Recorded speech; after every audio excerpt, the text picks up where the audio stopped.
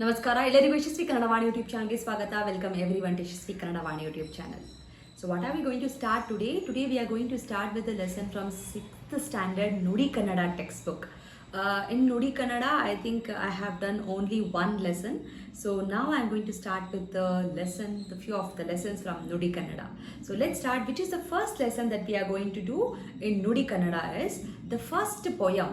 So yaudide first poem? Please do watch here. This is the first poem, Dhudimae.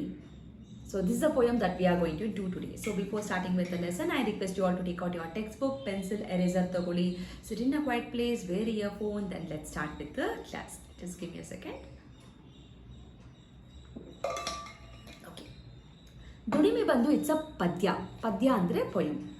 So before starting with any poem or any lesson, you have to just say the name of the author or the poet.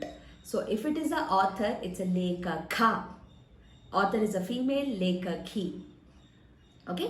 So if it is a poet, it's a kavi. Poet is a female, kavayitri. Okay na? So let's start. So ee padya Dhudimae. Ee padyavannu baredavaru. This poem is written by, bare is a right, Channaveera Kanavi. Fine. So let's start with the poem. So poem start padakinta munche, so let's know about the Channaveera Kanavi. So when did the Channaveera Kanavi born? So you have the numbers alla, please do underline that one. In 1928 1928 28 1928. Okay. Gadag Jilleya, this is a place, underline Gadag Jilleya Hombaladalli. In a Gadag Jille, in the place called Hombaladalli, underline this. Okay na? So come to the last line which you have in a yellow color box. You can find it on the screen, right? Prastuta Dhudimae Kavana. Prastuta the recent. Okay, the recent poem, the current poem, whatever we doing now, Dhudimae. It is being taken from a collection of a poem, alva? So that has a name. So that name is Kanavi Samagra Kavya. Fine. So please make a note of this one. We'll start with the poem. So I'll say the meaning of the poem, meaning of every words as and when I read the words. So please keep your pencil and please mark the words and please make a meaning of that one. Okay. So let's, first time you have a pravesha. So pravesha dalide. First, let us come to what is Dhudimae. Dhudimae andre no? Dhudimae andre work. Okay, work is very important, alva makle. So only when you work properly, when you work hard, you will get the good result. So that is what kai kesaradare bai mosaru. Only if you work hard, you can get a good result. Kai is a hand, kesaru is a mud, bai is a mouth, mosaru is a curd.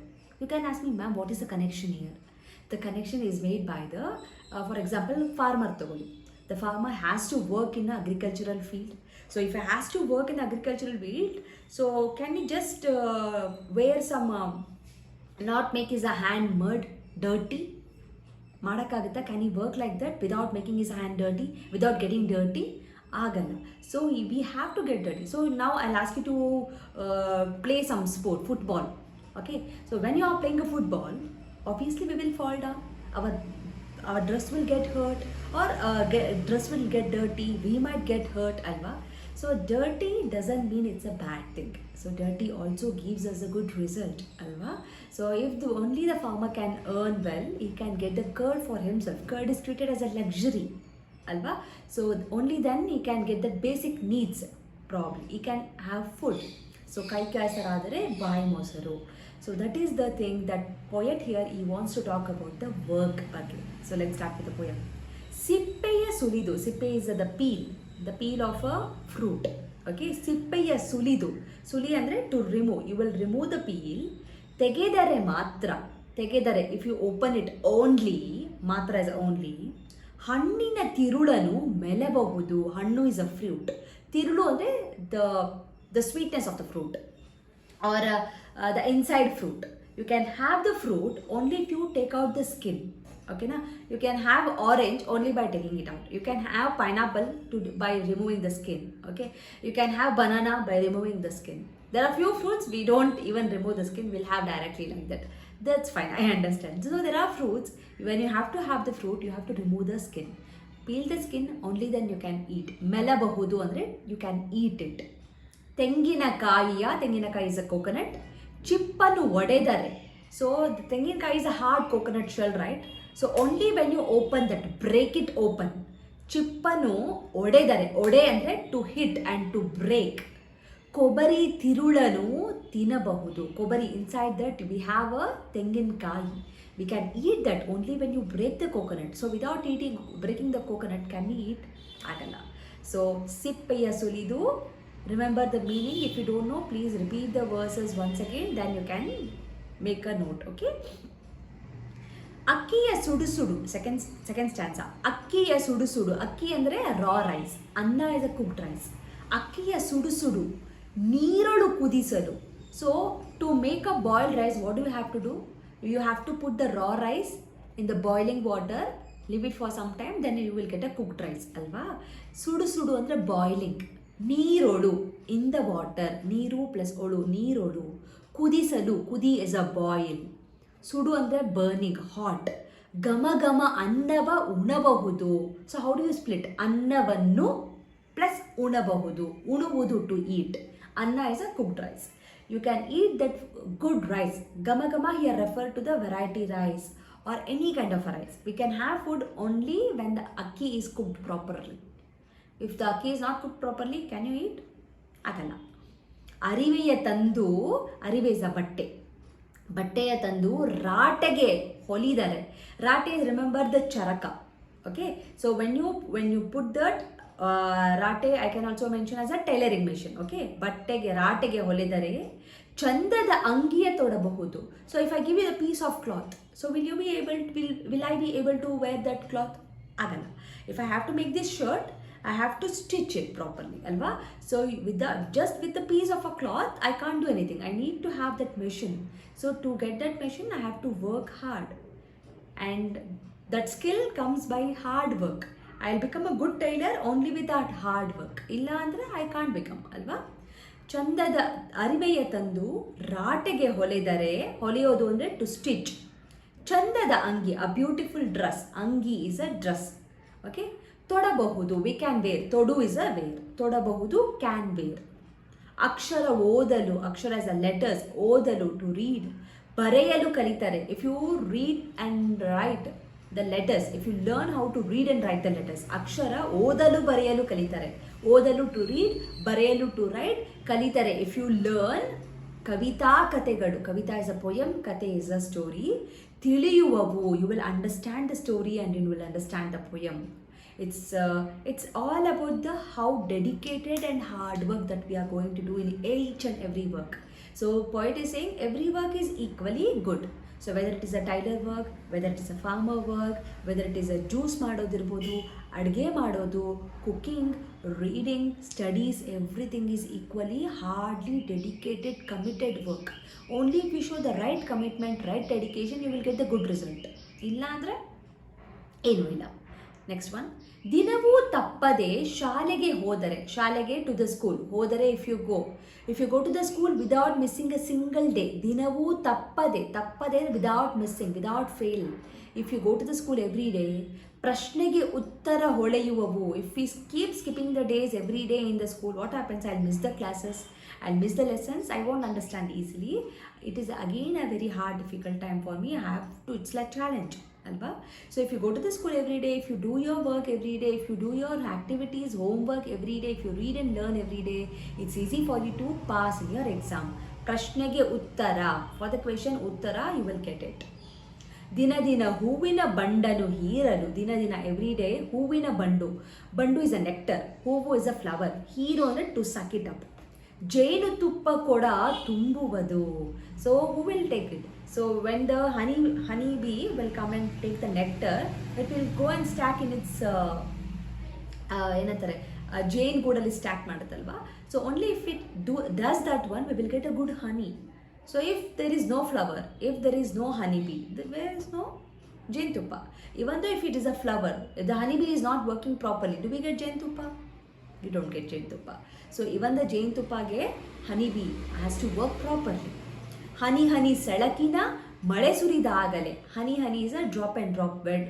ಮಳೆ ಸೆಳಕು ಅಂದರೆ for a good period of a time. If it rains properly, Only then ಹಳ್ಳ ಬಾವಿ ಕೆರೆ ತುಳುಕುವವು. If the rains come just like this and it will go.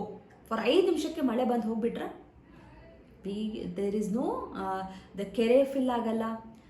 ಕೆರೆ is a lake, river is a nadi, ಬಾವಿ is a well, ಹಳ್ಳ is a pond kind ಅಂತ ಹೇಳ್ಬೋದು. Okay, so none of these get filled with just few seconds of a rain. We need a good amount of a rain to get filled all these things ಅಲ್ವಾ. even the rain has its own hard work. ಎಲ್ಲರೂ ತಮ್ಮಯ್ಯ ಕೆಲಸವ ತಾವೇ. So if every one does their own work, ಎಲ್ಲರೂ every one ತಮ್ಮಯ್ಯ ಕೆಲಸ, their work ತಾವೇ ಮಾಡಲು. So if they does their work, ದೇಶವು ಬೆಳೆಯುವುದು. The country will grow, the country will develop if every one start doing their work very promptly and dedicatedly. ದುಡಿದರೆ ಮಾತ್ರವೇ, if the work only, ದೊಡ್ಡವನಾಗುವೆ. If you work only then you will become a great person. If you work hard, ಸ್ವಾತಂತ್ರ್ಯದ ಸವಿ ತಿಳಿಯುವುದು. Only then you will understand the importance or the value of independence, value of a freedom you will understand. Only when you work hard and from that work you will start gaining so many things. ಓಕೆನಾ? So this is the meaning of the poem ದುಡಿಮೆ. I hope you have understood the word. If you have not, please onsala rewind ಮಾಡಿ ಮತ್ತೆ you can just understand. Okay, so I'll read the poem completely. ದುಡಿಮೆ. ಈ ಪದ್ಯವನ್ನು ಬರೆದವರು ಚನ್ನವೀರ ಕಣವಿ. ಸಿಪ್ಪೆಯ ಸುಲಿದು ತೆಗೆದರೆ ಮಾತ್ರ ಹಣ್ಣಿನ ತಿರುಳನು ಮೆಲಬಹುದು, ತೆಂಗಿನ ಕಾಯಿಯ ಚಿಪ್ಪನು ಒಡೆದರೆ ಕೊಬ್ಬರಿ ತಿಳಳನು ತಿನ್ನಬಹುದು, ಅಕ್ಕಿಯ ಸುಡು ಸುಡು ನೀರೊಳು ಕುದಿಸಲು ಘಮ ಘಮ ಅನ್ನವನುಣಬಹುದು, ಅರಿವೆಯ ತಂದು ರಾಟೆಗೆ ಹೊಲೆದರೆ ಚಂದದ ಅಂಗಿಯು ತೊಡಬಹುದು, ಅಕ್ಷರ ಓದಲು ಬರೆಯಲು ಕಲಿತರೆ ಕವಿತಾ ಕಥೆಗಳು ತಿಳಿಯುವವು, ದಿನವೂ ತಪ್ಪದೆ ಶಾಲೆಗೆ ಹೋದರೆ ಪ್ರಶ್ನೆಗೆ ಉತ್ತರ ಹೊಳೆಯುವವು, ದಿನ ದಿನ ಹೂವಿನ ಬಂಡನು ಹೀರಲು ಜೇನು ತುಪ್ಪ ಕೊಡ ತುಂಬುವುದು, ಹನಿ ಹನಿ ಸೆಳಕಿನ ಮಳೆ ಸುರಿದಾಗಲೇ ಹಳ್ಳ ಬಾವಿ ಕೆರೆ ತುಳುಕುವುವು, ಎಲ್ಲರೂ ತಮ್ಮಯ ಕೆಲಸವ ತಾವೇ ಮಾಡಲು ದೇಶವು ಬೆಳೆಯುವುದು, ದುಡಿದರೆ ಮಾತ್ರವೇ ದೊಡ್ಡವನಾಗುವೆ ಸ್ವಾತಂತ್ರ್ಯದ ಸವಿ ತಿಳಿಯುವುದು. Fine. So practice ಮಾಡಿ. If you have any doubt, please do let me know in the comment section. Fine. Let's now come to the activities. I'll give the meaning of the question. You have to find the answers. Okay na? So I won't be giving the answers here. ಕೆಳಗಿನ ಪ್ರತಿಯೊಂದು ಪ್ರಶ್ನೆಗೂ, ಕೆಳಗಿನ below ಪ್ರತಿಯೊಂದು ಪ್ರಶ್ನೆಗೂ, for every question ಒಂದು ವಾಕ್ಯದಲ್ಲಿ ಉತ್ತರಿಸಿ. Answer in one sentence. ಹಣ್ಣಿನ ತಿರುಳನು ಸವಿಯಲು, to have, to taste that ಹಣ್ಣಿನ ತಿರುಳು, ಟು ಟೇಸ್ಟ್ ದ ಫ್ರೂಟ್, ಯಾವಾಗ ಸಾಧ್ಯವಾಗುತ್ತದೆ, ವೆನ್ ಇಟ್ ಈಸ್ ಪಾಸಿಬಲ್, ಸಾಧ್ಯ ಇಸ್ ಅ ಪಾಸಿಬಲ್, ಯಾವಾಗ, ವೆನ್, ಯಾವಾಗ ಸಾಧ್ಯವಾಗುತ್ತದೆ ಎಂದು ಕವಿ ಕಣವಿಯವರು ಹೇಳಿದ್ದಾರೆ. So poet has told that you can taste that fruit. So when it is possible to taste the fruit, yavaga, it is the answer is in a first stanza. Okay, in the place of yavaga you have to get that. So what you have to sulibeku, sippe. Second question. ದುಡಿಮೆ ಪದ್ಯದಲ್ಲಿ, ಇನ್ the poem ದುಡಿಮೆ, ಹೇಳಿರುವಂತೆ as it is said, ಕೊಬ್ಬರಿಯನ್ನು ನಾವು ಯಾವಾಗ ತಿನ್ನಬಹುದು, when can we eat the kobbari. So where is the word kobbari? The kobbari word it is in a first stanza fourth line. So when can you eat the kobbari? Only when you break the coconut ಅಲ್ವಾ? Yes. So find the answer. ದುಡಿಮೆ ಕವನದಲ್ಲಿ, ಪದ್ಯ is a poem, ಕವನ ಅಂದ್ರೂ same meaning. ದುಡಿಮೆ ಕವನದಲ್ಲಿ ಹೇಳಿರುವಂತೆ as it is told in the poem, ಓದಲು ಬರೆಯಲು ಕಲಿಯುವುದರಿಂದಾಗಿ, ಓದಲು ಬರೆಯಲು, when you learn to read and write, ಕಲಿಯುವುದರಿಂದಾಗಿ, ಕಲಿಯುವುದರಿಂದಾಗಿ. ಓಕೆ, ಸೊ ಕಲಿಯುವುದರಿಂದಾಗುವ, ಕಲಿಯುವುದರಿಂದ ಪ್ಲಸ್ ಆಗುವ.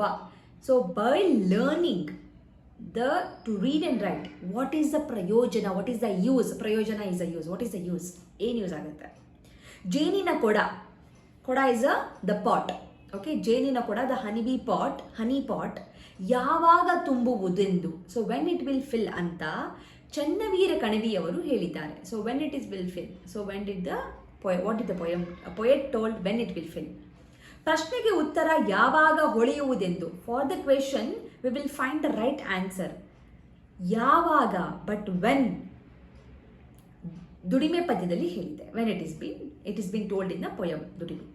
ದುಡಿಮೆ ಕವನದಲ್ಲಿ ಇನ್ ದ ಪೊಯಮ್ ದುಡಿಮೆ ತಿಳಿಸಿರುವಂತೆ ಆಸ್ ಇಟ್ ಈಸ್ ಮೆನ್ಷನ್ಡ್, ಹಳ್ಳ ಬಾವಿ ಕೆರೆಗಳು, ಹಳ್ಳ ಬಾವಿ ಕೆರೆ, ಆಲ್ ದೀಸ್ ಥಿಂಗ್ಸ್, ತುಳುಕೋದು ಅಂದರೆ to get filled and flow. ಯಾವಾಗ, ವೆನ್ ಇಟ್ ವಿಲ್ ಹ್ಯಾಪನ್. ಸ್ವಾತಂತ್ರ್ಯದ ಸವಿ ಯಾವಾಗ, ಸ್ವಾತಂತ್ರ್ಯದ ಸವಿ, taste of a freedom, happiness, independence, ಯಾವಾಗ, ವೆನ್. ತಿಳಿಯುವುದೆಂದು, when do we understand that ಎಂದು ಕವಿ ಕಣವಿಯವರು ಹೇಳಿದ್ದಾರೆ. So when do we understand that, this ಒಂದು. ಓಕೆ, ನೆಕ್ಸ್ಟ್ ಕೆಳಗಿನ ಪ್ರಶ್ನೆಗಳಿಗೆ ಫಾರ್ ದ ಬಿಲೋ ಕ್ವೆಶನ್ಸ್ 2 ಅಥವಾ 3 ವಾಕ್ಯಗಳಲ್ಲಿ ಉತ್ತರಿಸಿ. Answer in 2 to 3 sentences.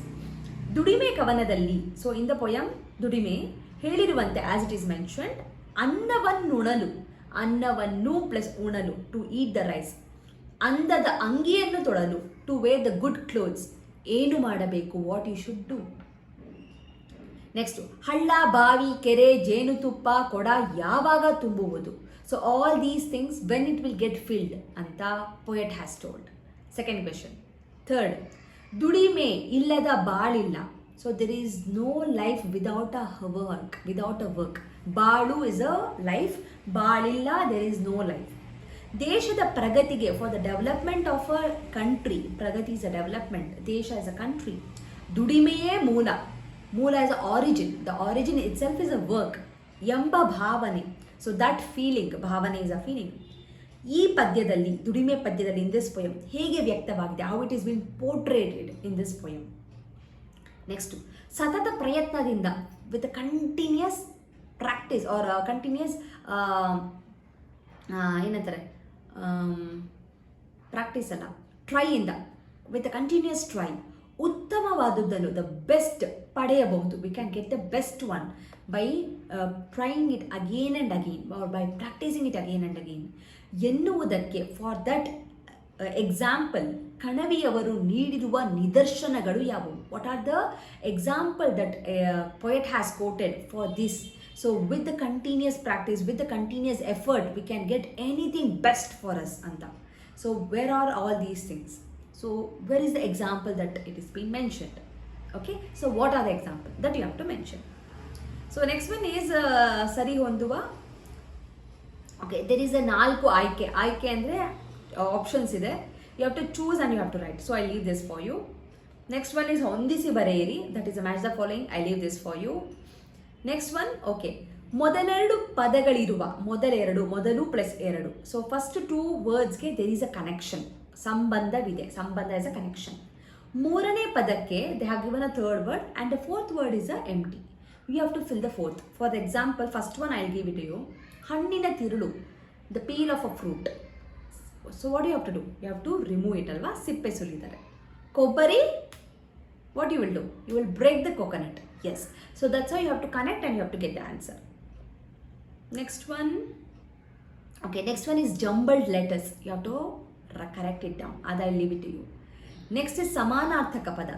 For the samanarthaka pada, I request you to get the dictionary, Kannada dictionary togoli Sapna Bookhouse inda. So please find the words for this one. Okay, so I leave the link for that Sapna Bookhouse dictionary. I leave it here, so please do watch it out. So that's what. So next one you can do it in the class. So I'll leave it here. So I'll meet you all in the next lesson, next poem very soon anta ಹೇಳ್ತಾ. Thank you so much. Namaskara. And if you have any doubts, please do not forget to let me know in the comment section. Okay na? Thank you so much.